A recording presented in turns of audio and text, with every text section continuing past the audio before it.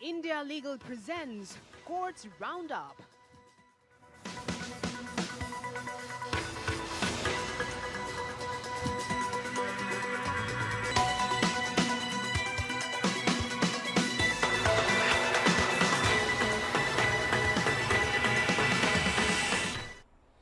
नमस्कार, बहुत स्वागत है आपका। मैं हूं आपके साथ नेहा दुबे। कोर्ट्स राउंडर आप देख रहे हैं। इस बुलेटिन में अगले आधे घंटे हम आपको कोर्ट से जुड़ी तमाम छोटी बड़ी खबरों से करवाएंगे रूबरू। कोर्ट की कार्रवाई और सुप्रीम कोर्ट से लेकर हाई कोर्ट्स और लोअर कोर्ट्स तक के फैसलों को रखेंगे आपके सामने। तो आइए शुरू करते हैं courts rounder. India Legal presents Courts Roundup.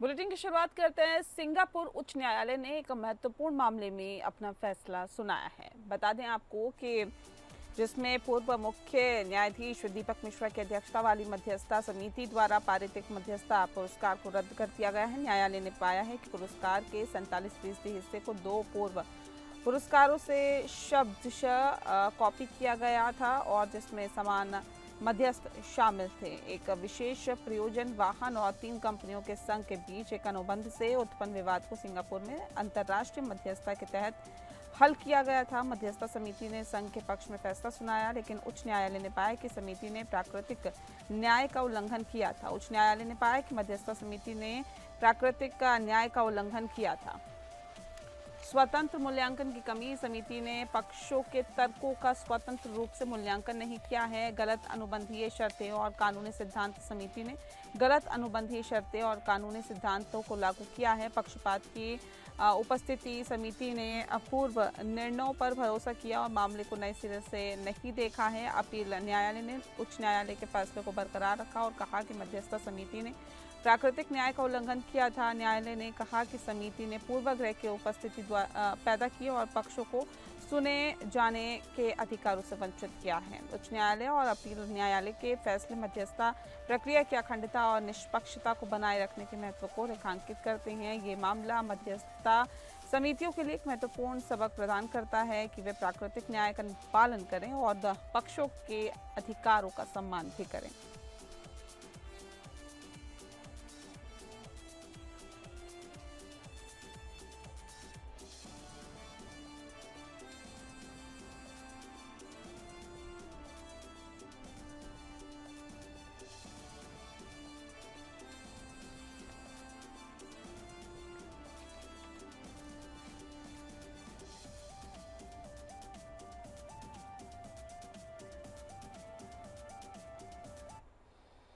वहीं सुप्रीम कोर्ट ने एक मामले में टिप्पणी की, जहां एक एडवोकेट ऑन रिकॉर्ड पहले याचिका खारिज होने के बावजूद दूसरी विशेष अनुमति याचिका दायर की थी। इस दूसरी याचिका में प्रतिवादी को 2 हफ्तों के भीतर आत्मसमर्पण करने का आदेश चकमा देने की कोशिश की गई थी। जस्टिस बेला एम त्रिवेदी और सतीश चंद्र शर्मा की पीठ ने कहा कि एओआर ने अपनी गलती के लिए बिना शर्त माफी मांग ली है, लेकिन कोर्ट ने अभी तक उनकी बात नहीं मानी है। बता दें कि कोर्ट ने कहा है कि उन्हें समझ नहीं आया कि दूसरी याचिका क्यों दायर की गई है और प्रतिवादी अभी तक आत्मसमर्पण क्यों नहीं कर पाया है। एओआर ने अपनी अनुपस्थिति के लिए सफाई देते हुए कहा है कि वे अपने गांव गए थे, लेकिन कोर्ट ने उनके दावे की पुष्टि के लिए यात्रा टिकट मांगे। हालांकि एओआर ने केवल वापसी की टिकट दिखाई है, जिसे कोर्ट ने अपर्याप्त बताया है। एसोसिएशन के प्रतिनिधियों ने कोर्ट से बिना शर्त माफी स्वीकार करने का अनुरोध किया और कहा कि वे नए एओआर के प्रशिक्षण कार्यक्रम चला रहे हैं ताकि ऐसी गलती दोबारा ना हो। लेकिन जस्टिस बेला ने कहा है कि कई सालों से आश्वासन दिए जा रहे हैं, लेकिन ठोस कदम नहीं उठाए जा रहे हैं।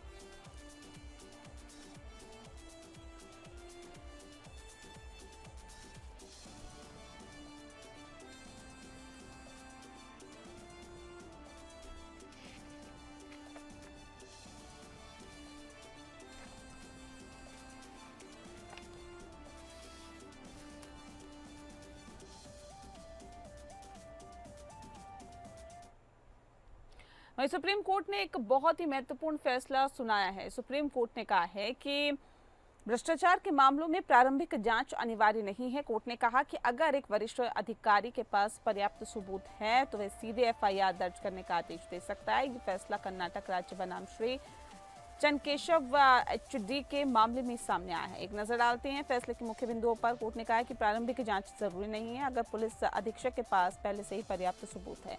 वरिष्ठ अधिकारी के पास पर्याप्त सबूत होने पर एफआईआर दर्ज करने का आदेश दिया जा सकता है। कोर्ट ने कहा कि सार्वजनिक सेवक को एफआईआर दर्ज होने से पहले अपनी बात कहने का कोई अधिकार नहीं है। फैसला पलटा। सुप्रीम कोर्ट ने उच्च न्यायालय के फैसले को पलट दिया जिसमें कहा गया था कि प्रारंभिक जांच के बिना एफआईआर दर्ज नहीं की जा सकती है। इस फैसले के बाद अब भ्रष्टाचार के मामलों में एफआईआर दर्ज करना आसान हो जाएगा और जांच एजेंसियों को अधिक शक्ति भी मिलेगी।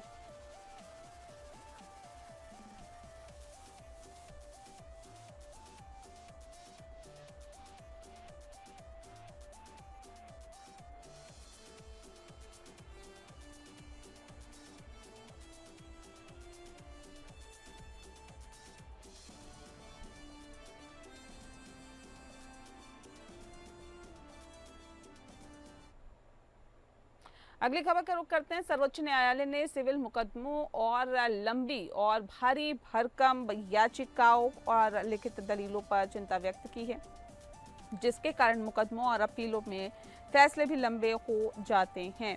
न्यायालय ने कृत्रिम बुद्धिमत्ता या एआई से उत्पन्न या कंप्यूटर निर्मित बयानों पर भी चिंता जताई है। न्यायालय ने सिविल प्रक्रिया संहिता सीपीसी के आदेश 6 नियम 16 का उपयोग करने का सुझाव दिया है, जो न्यायालय को अनावश्यक तुच्छ या विधि प्रक्रिया के दुरुपयोग वाली याचिका को खारिज करने या सुधारने का अधिकार देता है। न्यायालय ने याचिकाओं को संक्षिप्त और स्पष्ट बनाने पर जोर दिया है। लंबी याचिकाएं न केवल न्यायालय का समय बर्बाद करती है बल्कि मामले को जटिल भी बनाती है। इससे उच्च न्यायालयों पर भी बोझ बढ़ता है, जिससे कि मामले की सुनवाई में देरी होती है। न्यायालय को याचिकाओं को संक्षिप्त और स्पष्ट बनाने के लिए सक्रिय भूमिका निभानी चाहिए। इससे न केवल न्यायालय का समय बचता है बल्कि मामले का निपटारा भी जल्दी ही होता है। कृत्रिम बुद्धिमत्ता या एआई का उपयोग न्यायालय में किया जा सकता है, लेकिन ये सुनिश्चित करना होगा कि इस मामले की जांच में मदद मिले, न कि भ्रम पैदा हो। न्यायालय को याचिकाओं को संक्षिप्त और स्पष्ट बनाने के लिए सक्रिय भूमिका बनानी चाहिए। इससे न्यायालय का समय बचता है और मामले का निपटारा जल्दी ही होता है। साथ ही एआई का उपयोग न्यायालय में किया जा सकता है, इसका उपयोग सोच समझकर करना होगा।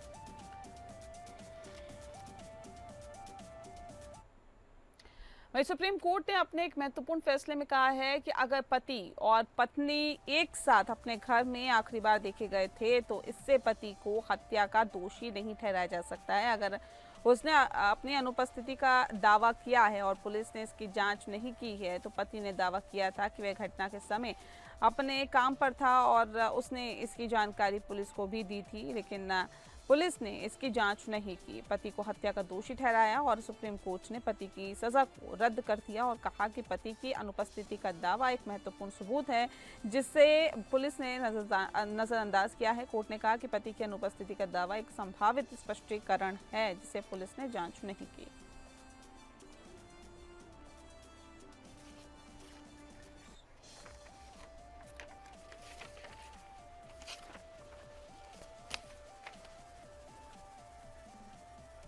सुप्रीम कोर्ट ने हाल ही में एम्स को एक मेडिकल बोर्ड गठन करने का आदेश दिया है। बता दें आपको कि जिसमें 5 डॉक्टर शामिल होंगे। इसमें एक विशेषज्ञ गति विकारों में और दूसरा न्यूरो फिजिशियन होगा। ये बोर्ड का एक एमबीबीएस उम्मीदवार की विकलांगता का आकलन करेगा। एक उम्मीदवार ने नीट परीक्षा में 176वां रैंक हासिल किया था, लेकिन उसे विकलांगता प्रमाण पत्र नहीं दिया गया था क्योंकि उसके दोनों हाथों में कई उंगलियां नहीं थी और उसके बाएं पैर में भी समस्या थी। सुप्रीम कोर्ट ने अपने 2 पूर्व निर्णयों आम राठौर और अनमोल के मामले में कहा था कि विकलांगता के बावजूद उम्मीदवारों को एमबीबीएस पाठ्यक्रम में प्रवेश दिया जा सकता है। कोर्ट ने कहा कि मेडिकल बोर्ड को यह आकलन करना चाहिए कि विकलांगता उम्मीदवार को चिकित्सा शिक्षा से रोकती है या नहीं।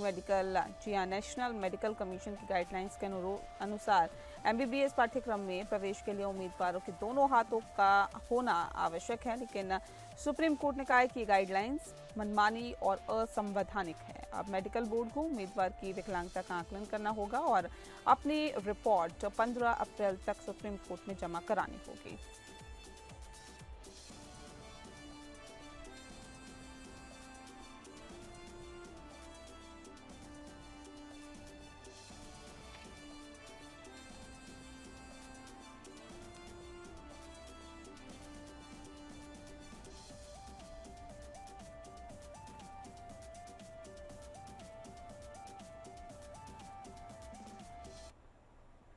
अगली खबर का रुख करते हैं। सुप्रीम कोर्ट में राष्ट्रीय जनता दल के 2 सांसदों एक मनोज कुमार झा और फयाज अहमद ने वक्फ संशोधन अधिनियम को सुप्रीम कोर्ट में चुनौती दी है। उनका तर्क है कि संशोधन वक्फ के प्रशासन को कमजोर करता है और मुस्लिम धार्मिक बंदोबस्त में सरकारी हस्तक्षेप की सुविधा प्रदान करता है। याचिकाओं ने वक्फ संशोधन अधिनियम 2025 के कई प्रावधानों को चुनौती दी है, जिसमें एक महत्वपूर्ण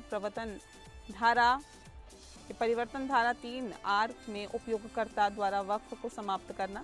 इसका मतलब है कि अब वक्फ के लिए एक औपचारिक अभिलेख आवश्यक होगा। याचिकाकर्ताओं का तर्क है कि संशोधन मुस्लिम समुदाय के जो संवैधानिक अधिकारों का उल्लंघन करता है, जिसमें अनुच्छेद 30 के तहत अल्पसंख्यकों के अपने पसंद के शैक्षणिक संस्थानों की स्थापना और प्रशासन के अधिकार शामिल है। संशोधन अधिनियम वक्फ प्रशासन संरचनाओं में निर्णायक पदों से अनिवार्य मुस्लिम सदस्यता को हटा देता है। ये संशोधित धारा 9 और 14 में परिलक्षित होता है। ये प्रावधान प्रस्तुत करता है कि इन निकायों में नियुक्त 2 सदस्य पदेन सदस्यों को छोड़कर गैर मुस्लिम होंगे। याचिकाकर्ताओं ने तर्क दिया है कि वक्फ संशोधन अधिनियम 2025 वक्फ अधिनियम 1995 के उद्देश्य और प्रयोजन का उल्लंघन करता है।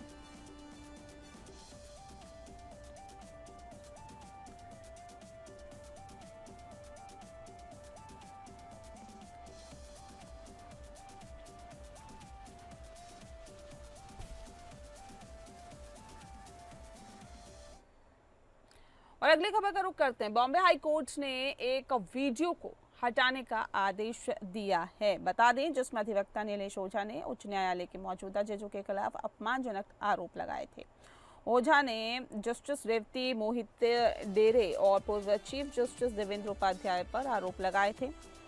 ओझा ने सतीश सालियान की ओर से दायर याचिका पर सुनवाई के संबंध में एक प्रेस कॉन्फ्रेंस भी आयोजित की थी। इस प्रेस कॉन्फ्रेंस में ओझा ने जस्टिस मोहिते डेरे और पूर्व चीफ जस्टिस उपाध्याय के खिलाफ कई व्यक्तिगत आरोप लगाए।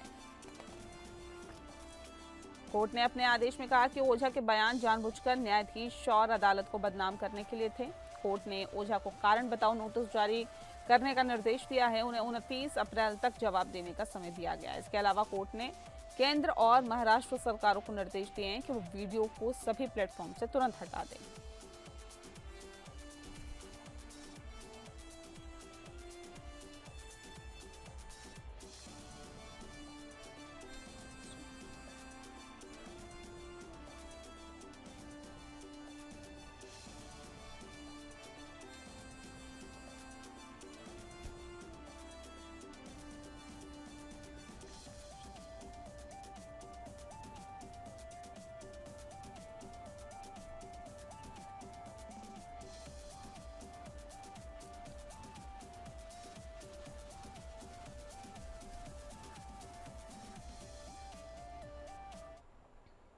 और अगली खबर का रुख करते हैं। सड़क विकास परियोजना की पर्यावरण से संबंधित आपको बता दें कि मंजूरी को चुनौती दी गई है। दरअसल बता दें कि new links road resident forum बनाम भारत संघ मामले में एक सड़क विकास परियोजना की पर्यावरण मंजूरी को चुनौती दी गई है। इस मामले में पर्यावरण नियमों के उल्लंघन और समुदाय की चिंताओं का हवाला दिया गया था। इस मामले में निम्नलिखित मुद्दों पर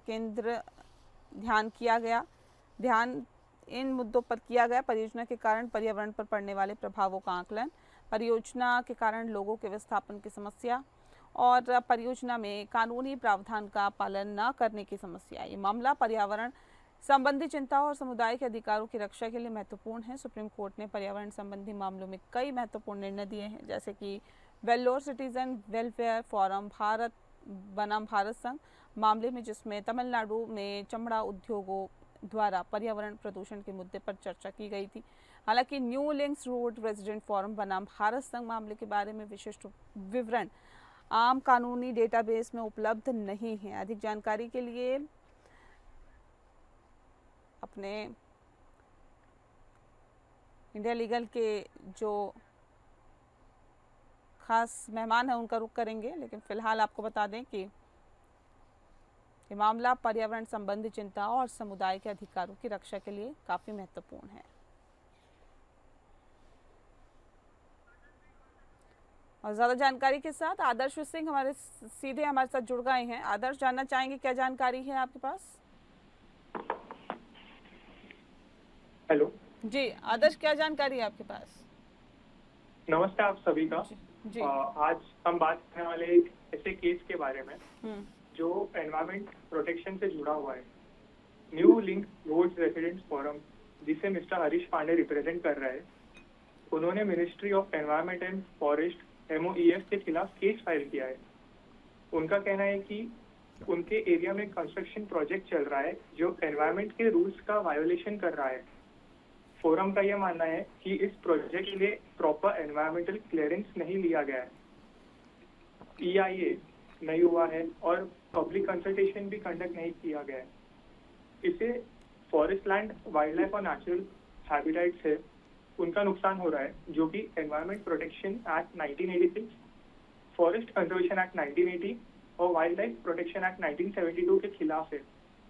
दूसरी तरफ मिनिस्ट्री का कहना है कि सब लीगल रिक्वायरमेंट्स फॉलो किए गए हैं, EIA किया गया है, पब्लिक कंसल्टेशन भी हुआ है और ये प्रोजेक्ट पब्लिक इंटरेस्ट में है, जहां एनवायरमेंटल इम्पैक्ट को कम करने के लिए स्टेप्स लिए गए हैं। ये केस हमें ये दिखाता है कि डेवलपमेंट और एनवायरमेंट के बीच एक बैलेंस होना चाहिए। वो किसी भी प्रोजेक्ट को हार्म नहीं करना चाहिए और अगर हार्म कर रहा है तो लोगों को आवाज उठाना चाहिए। अभी कोर्ट में पेंडिंग है ये मैटर और आशा करते हैं कि कोर्ट जल्दी बैलेंस बनाए रखे एनवायरमेंटल और हमें अच्छा एक डिसीजन मिले। बहुत शुक्रिया आपका आदर्श, तमाम जानकारी हम तक पहुंचाने के लिए। और चलिए अब इंडिया लीगल के वेब रिपोर्टर से जानते हैं कि वर्टिकल आरक्षण और हॉरिजॉन्टल आरक्षण में दरअसल ये दोनों क्या होता है, इसमें क्या डिफरेंसेस होते हैं।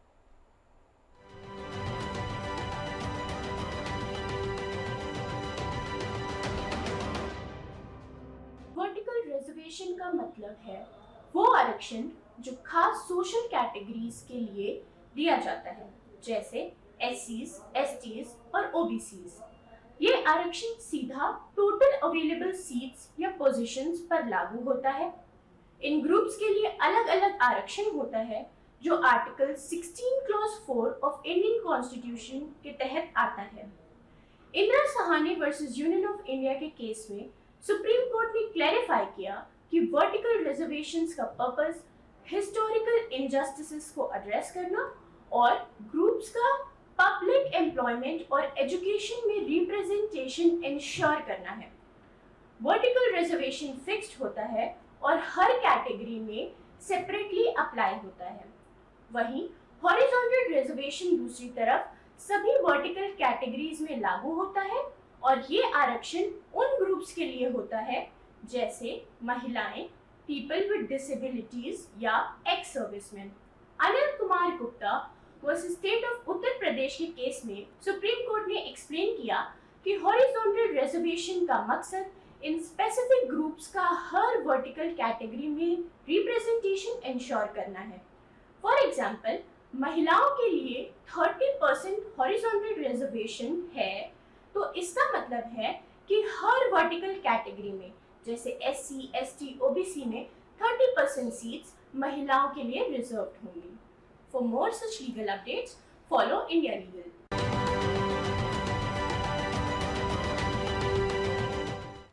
और इसी के साथ बुलेटिन में फिलहाल के लिए इतना ही। नमस्कार।